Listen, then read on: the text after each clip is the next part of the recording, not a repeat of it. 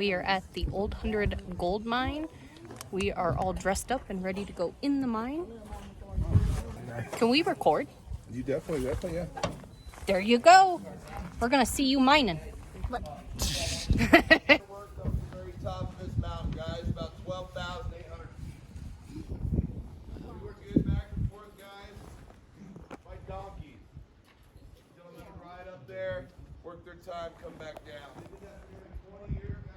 In 1904, they went up there and built themselves a 3-story bunkhouse, and they started on a tram system. If you look at the very top, you can still see a couple of boards sticking straight up there. Once they got the tram system installed, it's kind of like the one down by the Mayflower Mill. Oh. Little buckets on the cables. Mhm. They could then hop in the buckets, ride up to stay at the bunkhouse and work. Huh. And then material would come down to where the mill would be down here for further processing. They mined like that, guys, up into the 40s on 4 different levels.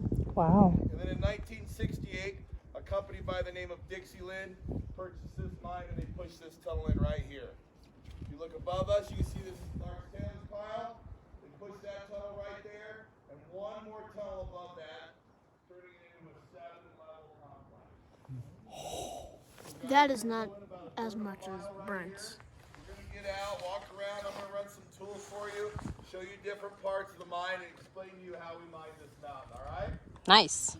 All right, guys. A couple rules on the way in. I need you to stay sitting down and keep your hands inside. It's going to be very tight along this side and a little bit wet. By the time we open to the, by the time we get to the back, guys, you'll feel like you're at home, okay? All right, guys. That's not good. Mom's claustrophobic. Yeah, you're not that bad. Until somebody hugs you while we're in there. Is it gonna be you? Yes. Here we go. Hi ho, hi ho. Missed gear. Where's it at? It's like in the semis and the manuals. Where's that gear? Dang it. All right, guys, let's head on in. Now we're going? Don't feel like it. He's. Ah! Hi ho, hi ho. It's off to work we go.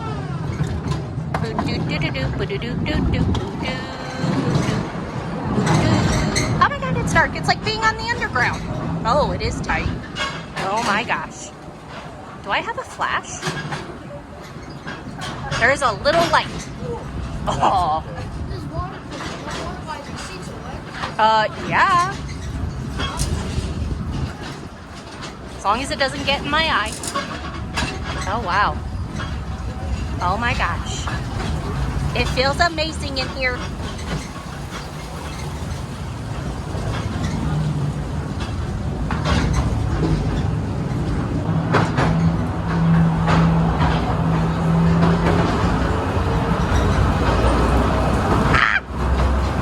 He sped up to get 3 minutes.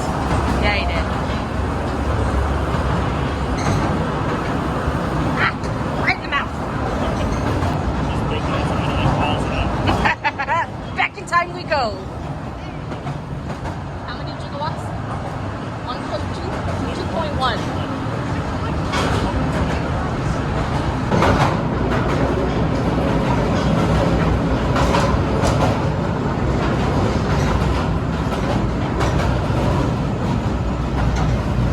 Wow.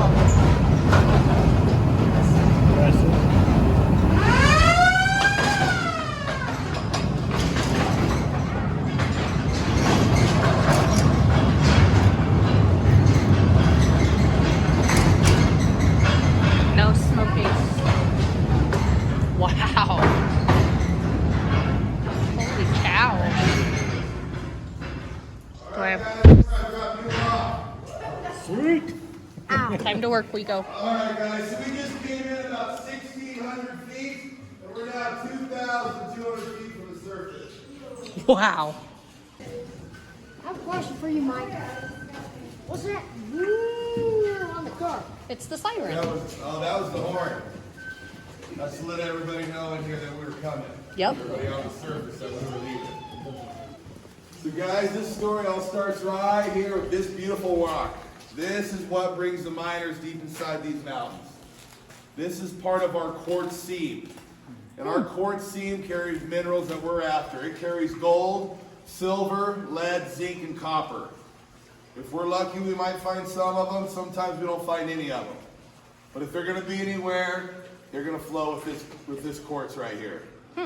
And this seam travels from here, guys, 3,500 feet to the top of this mountain where it actually comes to the surface. And in 1880, that's what a gentleman found up there. He found that quartz seam, and he knew if he dug in there, he might find gold.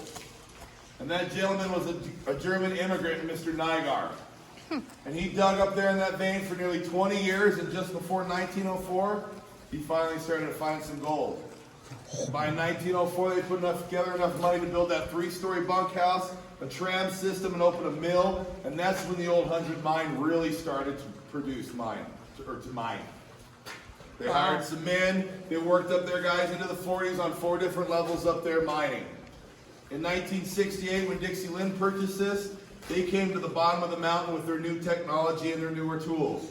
They pushed this tunnel in, looking for that same seam the old timers were working way above us. When we got back in here, we found it. We also found out this was the very bottom of that seam. So we did no more tunnels below us. We turned our energies back and went up, pushing in 2 more levels and a shaft that rises up through here so we can now move our men up to rework this mountain. When we did that, we turned this tunnel right here, guys, into our haulage tunnel. This is how all of our material, all of our good ore for the mill, and all of our overburden to be dumped out, moves out of the mountain. This tunnel here that we're going to head down is how all of our men and our equipment move up into the mountain to go to work.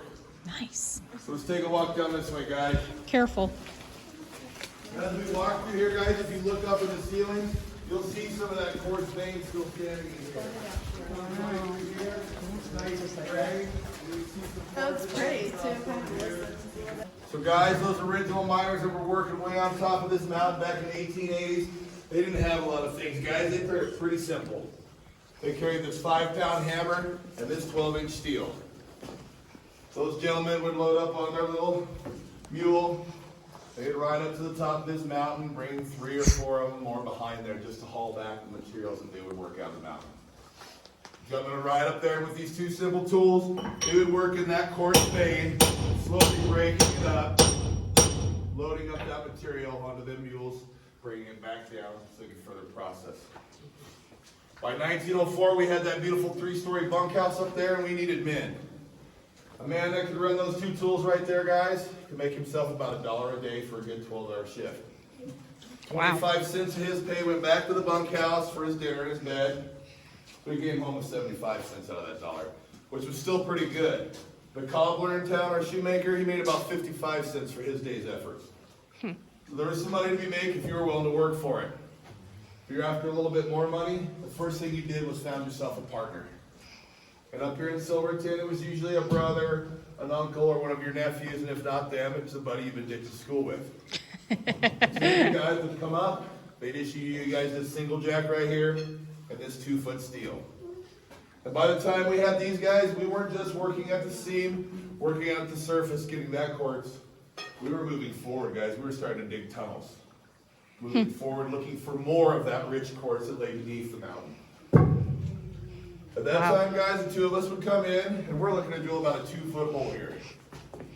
These gentlemen would come in, set up where they would be working, and one of them would start swinging until he was tired. And as he got tired, he'd pass it over to his partner. And if you weren't swinging, you were shaking. And the shaker was his job was to hold on to the end of the steel, and every time his partner hit it, he gave it a little turn. But our goal is to drill a nice round hole here. But this tool right here, guys, only has 1 surface. So if we didn't have our shaker turning it for us, we just kept pounding it. We'd pound it so tight to that rock we wouldn't be able to get it out. Oh. And then at that point, we'd have to go buy a new steel. And neither me nor my partner make that kind of money. So guys, we kept it very careful. This work right here, this 2-foot, I've been about 3 hours of our day. Wow. I did about 30 of these holes so I can move forward. Wow. So we got a lot of work, guys, a lot of work ahead of us. Very slow going. And we worked like that, guys, in this mine until about 1910. And that's when we got electricity at this mine. We actually got electricity up here in Silverton in 1906. That was before most people in New York knew what power was. That was A before gentleman by the Chevy. name of Nicholas Tesla was an inventor down here in southern Colorado, and he invented some of the first power plants in the world. And we used them to power these mines and our furnaces down in Durango. Wow. So guys, we had industrial equipment now. The men loved this machine right here. This was far better than swinging this hammer. The two gentlemen could bring this machine in. We break it down in about 3 parts, load it in our ore bins, and our little mule will bring it in for us. Once we get it in, guys, we start by pinching this beam right here between the ceiling and the floor. Once we got it tight, we can mount on our T-bar and then our drill. The T-bar slides up and down this beam, guys, so I can drill a series of holes. I can then scoot it over, drill another series of holes, scoot it over again about 3 times. Our goals, our working tunnels above us, guys, are only about 4.5 feet wide by about 5 feet tall. Just wide and tall enough for us to get our tools and our materials in, to find that quartz seam, get it out, because that's where our minerals are, and get it to the mill. That's how we all get paid. So guys, as our gentleman brought this drill down into the mine and started drilling with it, they paid no attention to the amount of dust this machine created. These men drilled in day out, day in and day out. About 1920s, this machine had consumed hundreds and thousands of miners' lives. They nicknamed this the Widowmaker. I read that. Very horrible machine. This thing was producing all this dust. These men were coming down here, breathing this in. It was literally filling their lungs up, and they were suffocating on all this dust. Wow. It was silicosis. About 1920s, we started to step in and we made some changes to this machine, guys. We added a new port down here and started to run water through it. So now we had a path for our water to move through our machine, and we got a new drill steel that now had a tube that ran all the way through it. So now we can deliver that water all the way up. Right. Is that what where Brent we were used? drilling. Just got rid of all the dust, guys, created a slurry. Fixed that issue. At that same time we got our new steel with a tube in it, we got our first tungsten carbide bit. Our old bits were just hardened steel. They'd only drill 3 or 4 holes. They'd go dull. We'd have to send them out to be rehardened. The tungsten carbide would drill 40 or 50 holes. Nice. Once it went down, we could unscrew it, screw on another one, and keep going. Once we got these 2 issues fixed, guys, we ran this machine right up into the mid-50s. 2 men drill a 4-foot hole about every 3 minutes. Wow. Not bad. We're blasting once every 12-hour shift. You guys want to hear it? Yeah. Ready?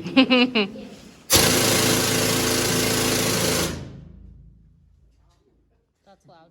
About half your day, guys. 6 hours out of your shift. Get all your holes drilled out. You can pack your drill back. Come in, load it, blast it, start to clean up. Rest of your shift, all you do is shovel and clean up all that muck. Getting ready to set this drill back up again and drill those holes again. Continuing our tunnel. In the mid-50s, guys, we got this beautiful piece of equipment right here. We still run this machine today. I love this tool. It's fantastic. This was our first and pretty much our only single-man drill. Weighs about 135 pounds. I packed this in by myself. Well, I pack in my drill, guess what my partner does? He's packing a drill now too. Oh. So both of us are drilling. We're working side by side drilling. One of us will work the uppers, one of us will do the lowers, or maybe a left and a right. We're pretty much racing each other. It's a good way to keep everybody moving. When we got this new machine, guys, we pack it in, we hook it up to our air and water, and this machine actually floats on air. Huh. We nicknamed this the jackleg drill. Fantastic machine. So now I don't bear the weight of it, I become the pilot. It does the work for me. We went from drilling these 3 or 4 foot holes in about 3 minutes to drilling 3 or 6 foot holes in less than 3 minutes. Wow. 2 guys to 1 guy. Now we're drilling side by side, so every 3 minutes we're producing about 12 feet of hole. We start really blasting, guys. We're blasting twice a shift now. When we introduced this machine, we were capable to move a foot an hour through the earth. Wow. Every shift could do 2 6-foot blasts. That was 12 feet. Really good job. This machine right here, guys, drilled this tunnel that we're standing in. If we look right above us, we started our ribs right here. If we look at this rib, we can travel 6 feet forward to see our next rib. That would have been 1 blast. 6 foot forward, there's another rib. That's another blast. There's another rib, and there's another rib. So we can actually see our progression as we look through our mine here, how we move forward. You guys ready to hear this one? Yeah.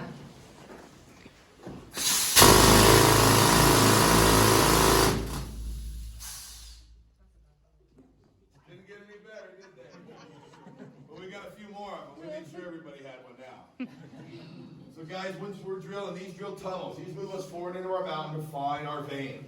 Once we get in our vein, we put these drills back, guys. We get these guys out here. We call these our stopers. These are more handheld, more stripped down. These veins are very narrow in here. A lot of these veins that these guys work, guys, were about 24 inches or less. Very narrow little stretch of rock, so I hope you weren't claustrophobic or scared of heights, because these veins run about 310 feet up through the mountain. Wow. So a very narrow, tall, little spans of area we would work out. We get in there, guys, remove that quartz, get it hauled out to the mill. That's how we all get paid. Get that mineral-rich quartz to the mill. You got any questions, guys? Do you? Are y'all still doing it today? Not up here, but there's a lot of mining that still goes on more or less like this. Some parts of it have changed, but we still got a lot of my partners out here still running the same drill right here.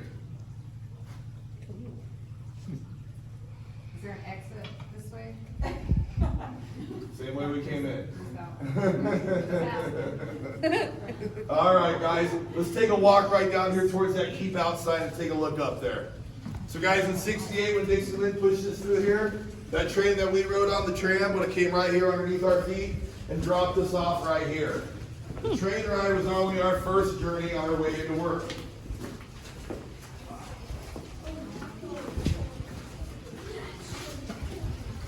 So guys, once the man trip pulled up here and dropped us off, we can now take our hoist or our shaft on up to our working levels. This shaft here, guys, rises 650 feet. Wow. It's about a 65-story building. The train would pull up here, the gentleman could load up into the man baskets. About 8 to 10 of them could fit in there. And then the hoistman would lift them on up to their floors for work. The hoistman sits back here in his little booth back behind us, and we're going to walk through his little shack here in a minute. As he sits here and hoists them in up and down through this shaft, the only way he knows where this basket is by colored marks on his cable. Oh. Every floor is issued a color, and then that mark is then painted on that cable. So as he lets his cable in or out, when those colors come by, he knows what floor the basket's at. As for communication, guys, it was very simple and still is. We have this bell right here that is mounted right behind the hoistman's head so we can hear it very clearly. This rope travels 650 feet to the very top of this shaft, so at any floor a gentleman can reach out and give him a call. And guys, we still use this today. We no longer connect it with a rope, but with a wire, but we still use the bell system today. It's very simple, very universal language. There's a lot going on in the mind, so this keeps it very simple. You can hear that now, even though the machine. Yeah, this would be mounted right behind his head in a little shack, a hoistman's shack. So that's all his job was to listen to that bell and run this hoist up and down. So guys, once we got up here and we got to our floors to work, most of us would then go and climb into our stope. Once we got into our stope, some of those were very narrow, guys, about 24 inches. It raised about 300 feet tall. Well, that'd be a lot of climbing to get up through there. So we would have another lift that we built for the side of there. So it's all different colors. We call this our coffin lift, guys. This was just big enough to fit through the smallest part of that quartz vein, holding one gentleman and his piece of equipment. Oy. I could then give him a little lift on his way up to work.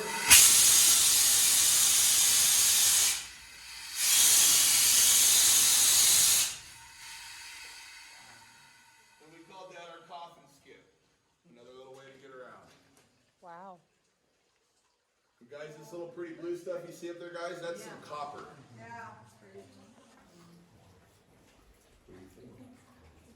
Yeah, Levi. Does Brent have coffin chutes? No, he has skates like that. Ah. What makes it run dry? You found all the veins you could find. Yeah, we For that vein. Yeah, and then yeah.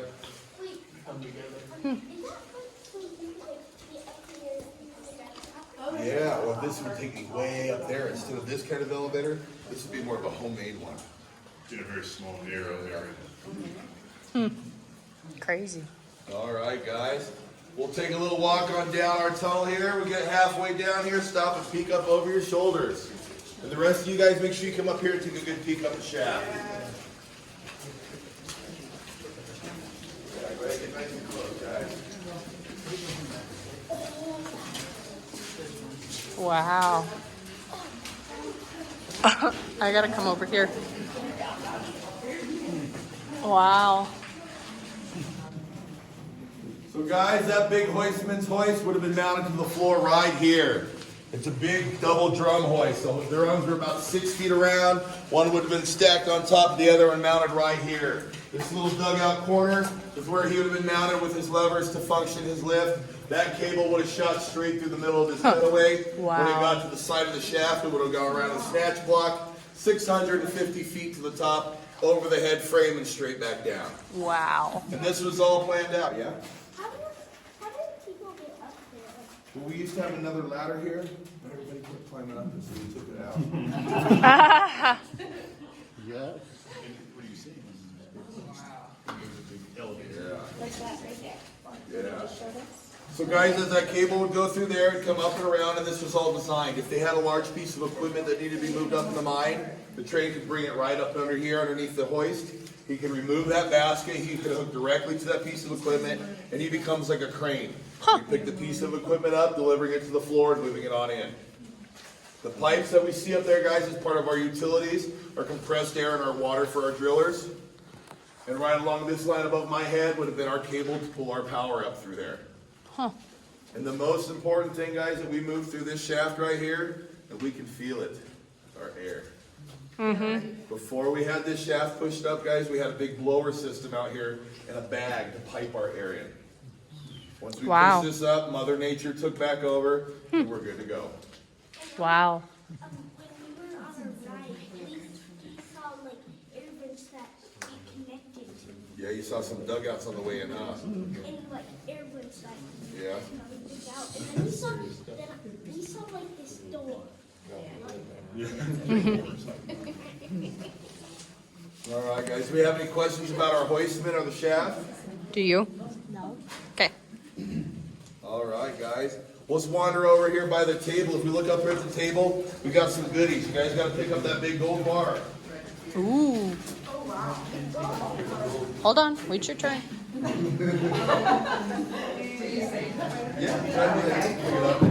There you go. Go up there. Get in line. Go behind them. Well, get in. Quartz, some quartz crystals. Can you pick it? So, guys, the old 100 gold mine turned out to be a very poor gold mine. Like The a- entire life of this mine, we mined out less than 10,000 ounces. Oh, wow. And for a good perspective, guys, our best mine here, the Sunnyside mine down in town, when they were in their prime, they were pulling 10,000 ounces a week. So this was a very low producing mine. And in fact, all the gold that came out of this, those old timers got that up in the old number 7 vein when they opened that bunkhouse. After that, guys, we were chasing a dream. And up into the 50s, we kept mining and kept pushing, and all we kept pulling out of here, guys, was this right here. This is how this mountain got its name. This is galena. This is 90% lead, 10% silver. You guys want to pass this guy around? Yeah, it's pretty heavy. So guys, this didn't have the value of gold, but it still did have a good value. So we sold off the galena for the lead and silver content, and this is what paid for the day-to-days. It kept the doors open, kept everybody drilling up into the 50s, You got hoping it? that somewhere in one of these veins you were going to find Levi. a big gold seed. When they finally sold it to Dixie Lynn came in here, and they worked from 1968 till 1971, pumping in $13 million into this mine, and they found not $1 worth of pay rock. Oh, wow. Those old timers found it, and they took every bit of it. Wow. And then they sold the place. This is a light. I'm going to tell you guys about this. Yeah, this is all a light. Carbide. So guys, when we came in here to get all that quartz out, a lot of that quartz in here looked like this. It was clean, empty quartz. No gold, no silver, no lead, no zinc, no copper. This might look pretty, but it has no value to us. There's piles of this all over Silverton. The stuff we were after, guys, looks more like this guy here. We can see our quartz, but now we can see some mineral streaking in it. This is pay rock. This has got some zinc in it, some lead. We get this, guys, and we get this out to the mill. They'll grind this up into a really fine powder and use all kinds of chemicals to extract the minerals out of this. But this is what we're after. This is more of pay rock. Got some nice minerals in there. See all those nice shoots in there? That's the beauty. That's what we want to get out. That's what we want to get out. So guys and those old timers, when they came in here to get that quartz out, they came in here by this beautiful little light right here. This little candle on a stick. They called this a pick light. Little candle right here and a little metal stick. Every miner was issued the pick, and for every shift he was given 2 candles. At this time, a lot of these gentlemen opted out of using their candles so they could take them home. Have some light. So that time you could come down to the face where everybody would be working, and you could find 6 or 8 men working by a single candle. They'd find a nice tall spot in the roof to share a little light over everybody. They'd smack it in the crack and they'd take off working. Wow. And as we'd be in there working, if I was shaking for my partner, if I was the one holding that steel, and he was having a hard time seeing it, I wouldn't want him to hit me and hurt my hand. So I'd put my thumb right on top of that and give him a target. There wouldn't be a lot of light in here, but what light did come from that candle would actually reflect off of my thumb and give him a target to see. And now it's just up to me to make sure I moved it every time. Oh. And guys, there was a lot of missing thumbs. And a lot of smashed hands, broken hands, guys. It was tough work. It was hard. And in 1910, 1912, guys, when we got power up here and we got our new machine, we didn't get any lights down here. We didn't get electricity down in the mines until about the 40s. We had very poor wiring. It took us a long time to get our insulation and our coatings for our wiring to bring them underground. So until then, guys, we got this beautiful little setup right here. This is a carbide lantern. And this would be your flask of carbide to keep it dry. We could add a little bit of carbide to the bottom of this lantern right here, and we'd pour a little bit of water in the top. As that water drips down onto the carbide, it releases acetylene gas. And when we burn that acetylene gas, guys, it made a very bright white light. This was a big change for everybody. We went from mining by candlelight swinging hammers to this beautiful new air drill looking each other in the face as we worked. The miners didn't think life could get any better, guys. They thought this industry had peaked. We had these beautiful lanterns on everybody's head to light up our face. We had our kerosene for our hallways. And we had some larger mobile lights. And then we had our little donkeys to move all of our stuff around. And we went like this, guys, up into the 40s. Life couldn't get no better. And then we finally started to get some electricity and started turning on some lights here and there. And as those old timers came down from the bunkhouse, guys, they made sure they brought plenty to eat with them too. This is a traditional pie tin, a lunch box. They had it all separated in sections so they could start with the soups or the stews, some sandwiches, breads and crackers, and the bottom was for their personal effects. Extra candles, some smokes, maybe a picture of their favorite lady. You guys got any questions? Do you? Yeah. How much do you think that gold bar weighs? That one weighs almost 80 pounds. It's how much probably. In the peak of the mine, what was the ounces per ton on the gold they were getting? Out of here, it's hard to say. A lot of that stuff is proprietary. A lot of the mines kept that stuff personal. But I know up here in this area, as long as we could pull a ½ ounce per ton, we considered it a profitable. As long as we could move 300 or 400 tons a shift. Wow. A lot of moving. Yeah. All right, guys. Any other questions, or should we do some blasting?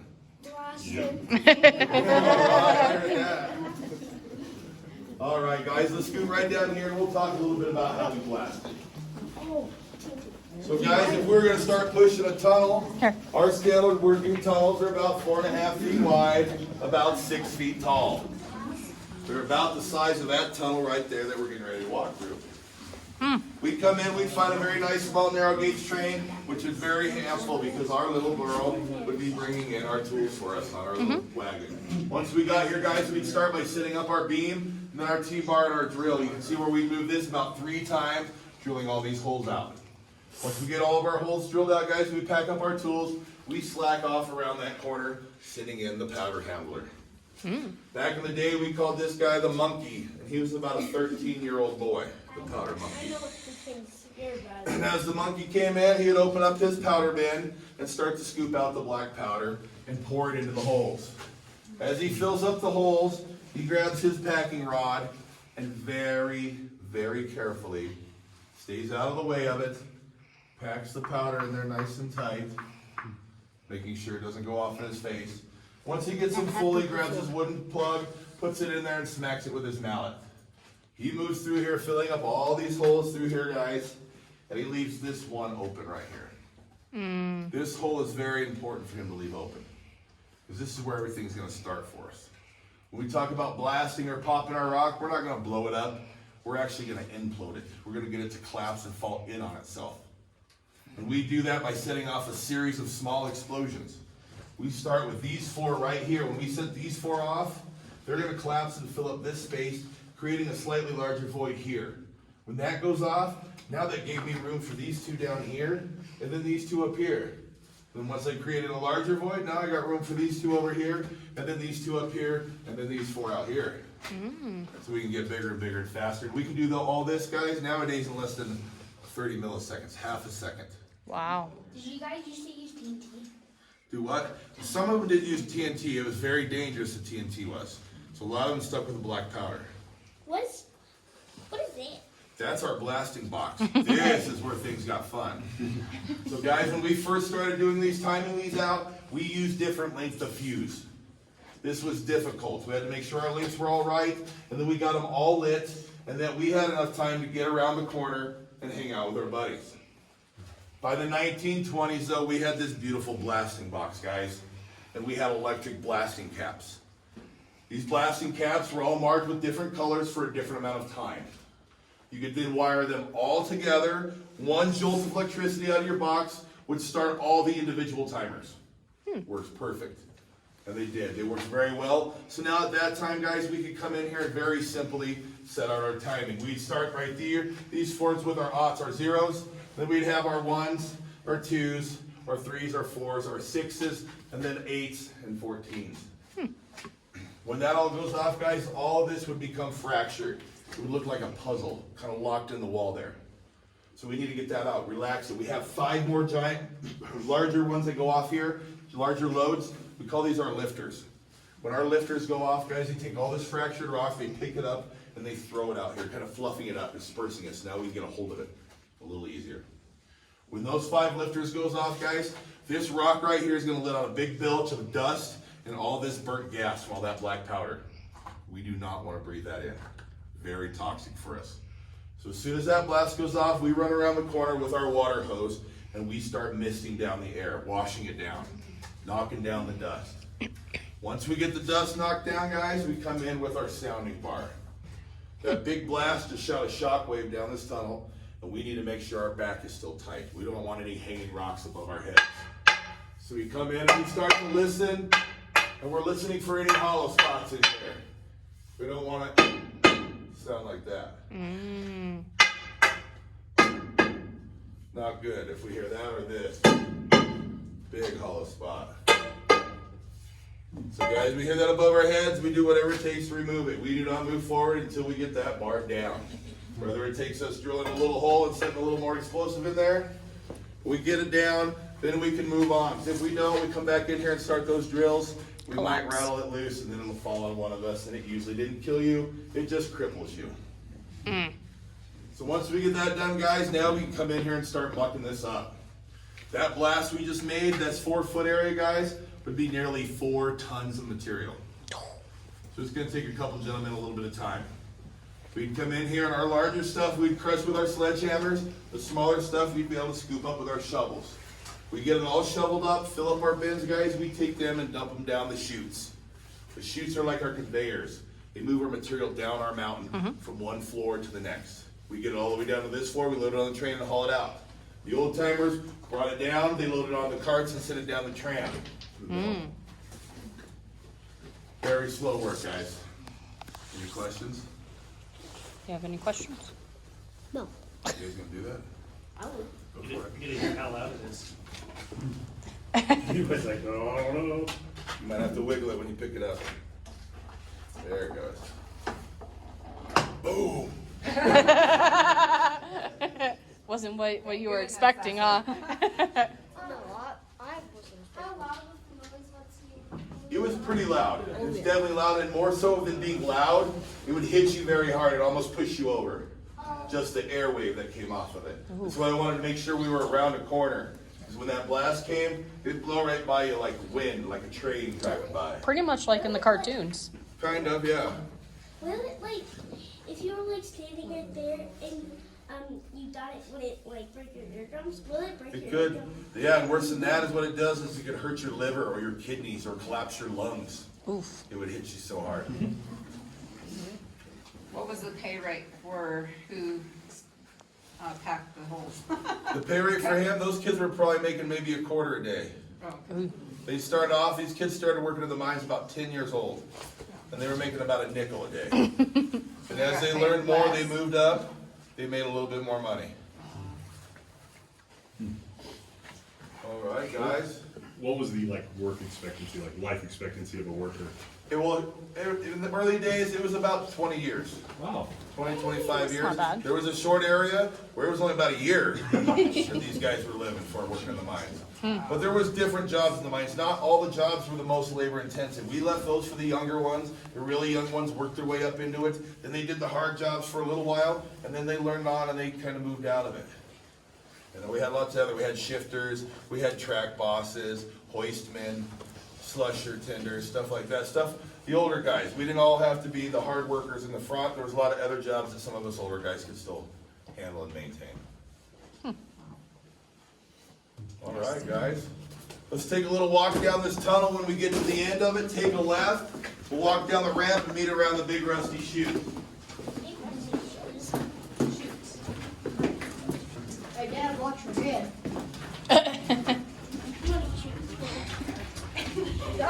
Oh, wow. Better not be mad about letting shoes fall.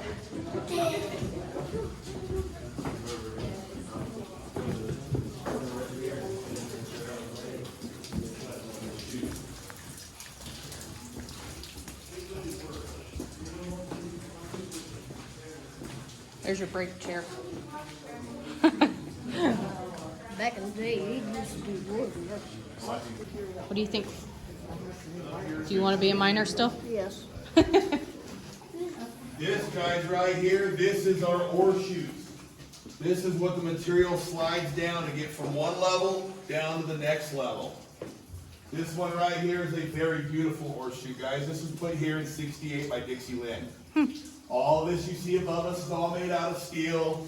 It's very big. It's nice. It had two air hydraulics right here to right here that would open and close. And this big bottom right here would open up towards the wall, dumping, filling up the train that would run right here. These things, guys, they had one of these about every 600 feet down this tunnel to move material from all parts of this mine.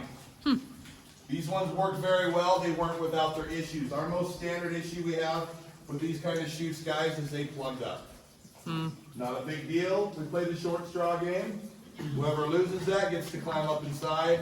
We find where it's plugged. We place a little explosive. He crawls out. We set it off. It starts to slide. We go back to work. No big deal.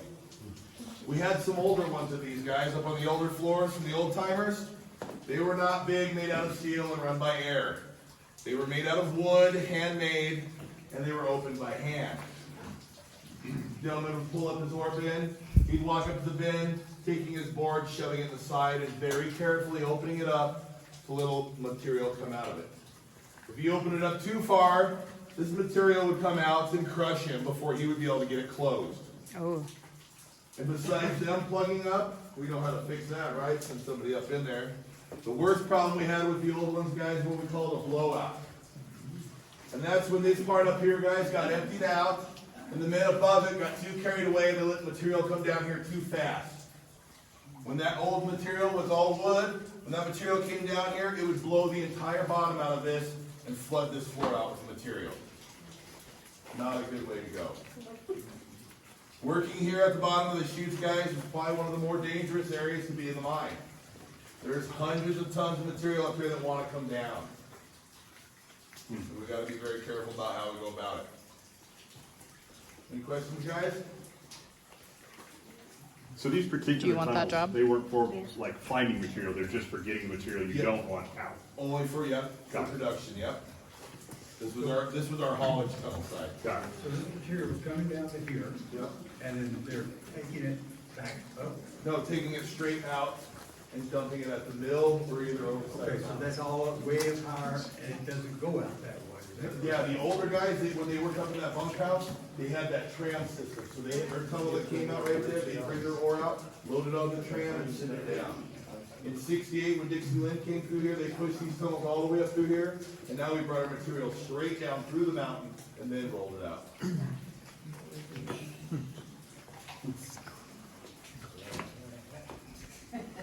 Was there a sorting process for desirable ore versus? Yeah, they did all that out at the mill. Okay. Yeah. They had some ore that could skip a certain process, or some ore that needed to have an extra process added in, so they would sort that all out at the mill. Our job in here was just to make sure it got out of the mountain. This right up above me, this is a J-bolt. You'll find these running all down through the mines. They're where we held our wire or our cables on. Or if we needed to lift something up, we'd simply drill a hole in the roof, put a pin in it, and now we have a lifting point. And yeah, we'll see a few more of them. There's some right up in here, some J-bolts, there's some over here. And it was all for moving equipment and getting things set in the mine. It's hard to see. All right, guys, let's take a little stroll on further down. We got a couple more pieces.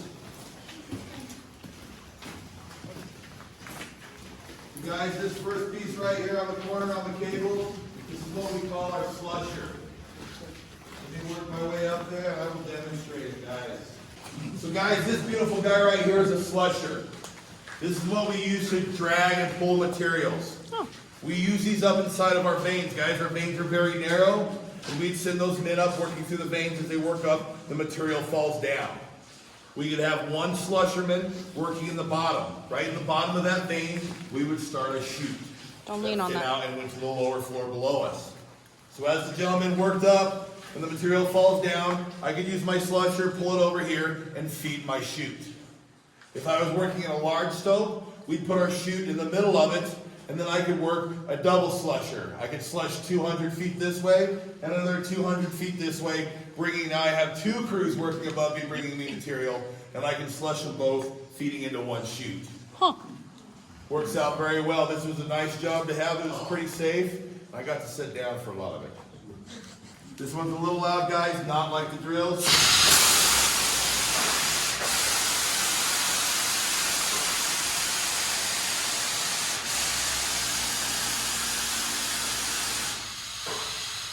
Back and forth like that. When I send it back, it'll let it pull over the material. When I call it forward, it locks it down and it drags the scoop to me. Super simple, very handy. And we can make these buckets as wide or as narrow as need be to fit in whatever path we're in. So it's kind of like a zero turn. All right, guys, let's scoot down here and check out this guy. I've seen that before. Have you? Yeah. See that bucket? That's This guy right here, guys, What's in the bucket? this is another game-changing piece of mining, guys.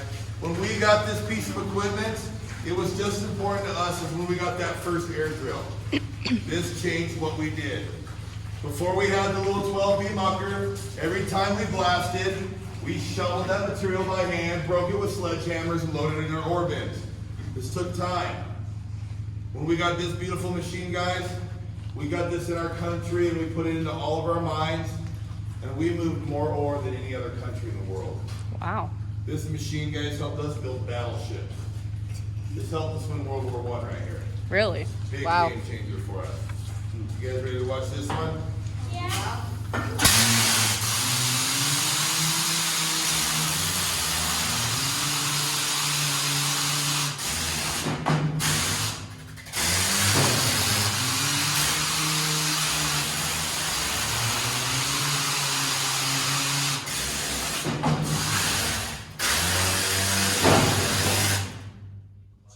Wow. Big game changer for us, guys. Fantastic piece of equipment, as long as you kept everything you wanted out of this area. And guys, these things got a lot bigger and a lot faster. The only time these ever got safer is when we quit using them. 60s. About that that time, guys, we started changing what we call rubber tire mine. That's when we started to adapt surface equipment to bring underground. We started to remove the cabs off the tops. We put the cabs in between the wheels and started making them flat. I'm not going to hear that thing again. All right, guys, we got one last guy right here. And you guys gotta come check this one out. There you go. You guys know what this one was for? This was important, guys. Everybody uses this one right here, guys. This is our toilet. Honey pot, guys. You can still see the toilet seat right here where it was cut out. And guys, this was serviced by our youngest employees, our honey bears, or we called them honey dippers. Yeah. These were about 10-year-old boys that wanted a little bit of money, so they started ditching school and coming up to the mines looking for work. But we had work for them, guys. These young men would come up here and we would issue them a bucket, and they'd be sent into the mine to go empty the honey pot. These young kids would walk in there by themselves too, because nobody wanted to walk with somebody that was carrying one of those buckets. As those kids would walk in, they'd set the bucket underneath the pot, opening this valve, filling it up, and very carefully carrying it out and dumping it. Where would they dump it? Right off the side of the mountain, right off the side right there where they're dumping all the old rock. So be careful what you guys go digging for out there. So guys, after these kids would empty these toilets, then they had to clean up after the donkeys. They'd service all the donkeys, cleaning all the stalls, and bring in fresh food and water for all the animals. These kids made about $0.05 a day for a good 12-hour shift. And these kids turned everything they did into a race, guys. They were constantly racing each other to see who could get it done faster. And they did this, guys, so when people saw them working, they were working hard. And they wouldn't carry those chunky buckets anymore. They'd become a nipper. And they'd move into the mine and they'd start to learn a trade. They'd start working beside one of the drillers, or a slusher, or a mucker, and learning that job, making a little bit more money. You guys ready to go to work? I am. All right, guys. Thanks for coming down and taking the tour with me today. I hope you guys enjoyed it. Thank you. Guys, get back to the surface. Make sure you check out the bunkhouse way up top there, guys. Pretty cool.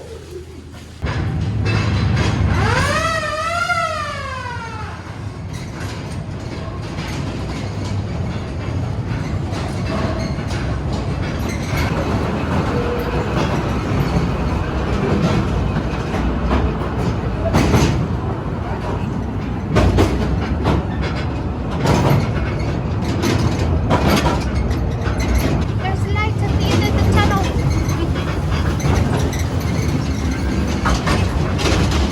Now it's gonna be bright.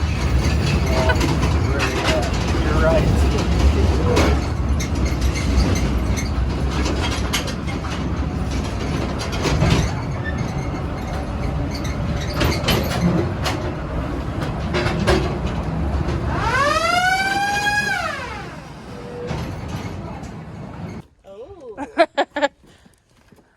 Guys, the thing is, we don't have no steering wheels.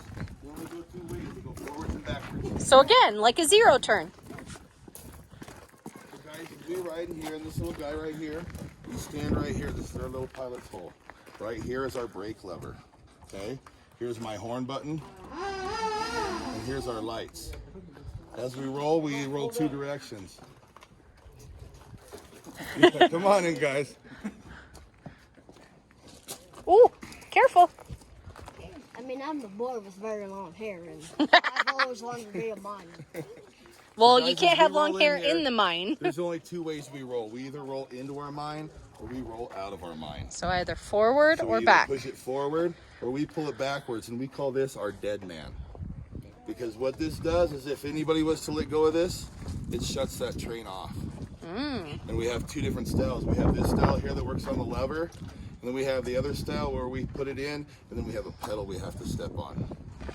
Nice. So as we go in there, and then the farther I push this, the faster that train goes. That's why when we first started in on the bumpy track, it went nice and slow. And then when we got to that smooth track, we opened it up a little bit and cruise on in. Yeah, then we go 88 miles per hour. And then Back to the Future, we went back to the past, huh? Yeah. But that's pretty simple, guys. That's how this one works. Yeah. This is what we call this our 6-ton Loki. This thing weighs about 6 tons. Oh my God. Yeah, and we need that to push all these heavy cars in and out. Is that one that used to be the old? That is an old one. That's a little 3-ton.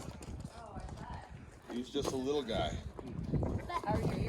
My ears are so-so. I lost most of my damage listening to loud music. Self-inflicted. Yeah. So guys, when you were checking out our little one over here, that little guy out there, that's the one we originally started this tour with. That's a little 2-cylinder diesel. Oh. And he was very loud. Oh yeah. I like Nice. them diesels. What do you say? Thanks, man. You get, guys, you get. That's a pretty rock. Nice meeting you. Nice to meet you too. I'm glad you came out, guys. Thank you so much. Okay, let's go look at the bunkhouse then.